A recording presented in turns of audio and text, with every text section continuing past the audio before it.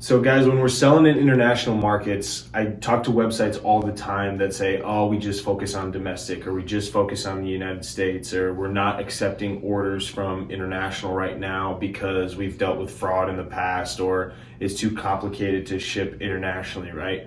But to keep in mind that 95% of the population in the world is outside of the United States. So we're only capturing a very small percentage of the orders that we could have and the population that we could have for our products by offering international shipping, advertising globally, or pushing those international rates.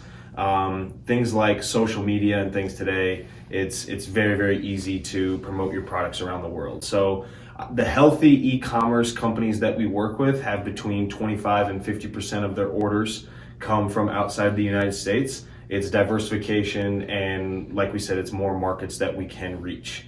I like two options on the website: an express option and an economy option. If you have too many carriers or things like that, or too many options, it seems to overwhelm the customer. So it also hurts your negotiating power as a company dealing with different carriers, right? So if you have 100 orders a day and you're doing 30 with one carrier, 40 with another carrier, 25 with a third carrier, those carriers see your volume lower, so therefore they're going to give you higher rates, obviously. So if you streamline that with one company, pick one, go with it. You can even have accounts with the other ones if your customers online prefer a certain carrier, or maybe you can't get to South Africa with FedEx, for example, then you have a DHL account for a backup for that. So you don't want to overwhelm the customer. You have good negotiating power if you streamline with one carrier.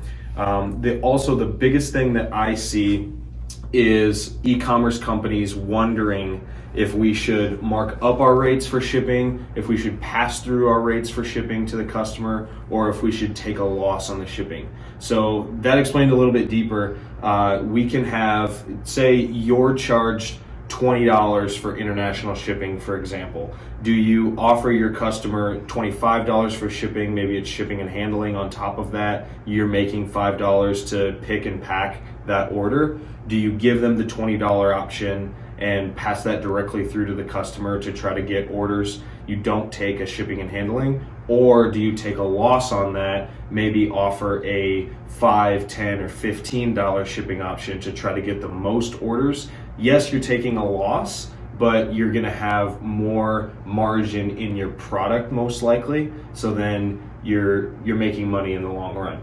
So that's something that we help with a lot, is to look at the profit margin of the product and see, hey, we're making $80 per order. We can easily take a $20 to $25 shipping loss, because if we charge nothing for shipping, then we can get 50 to 60 more orders per day.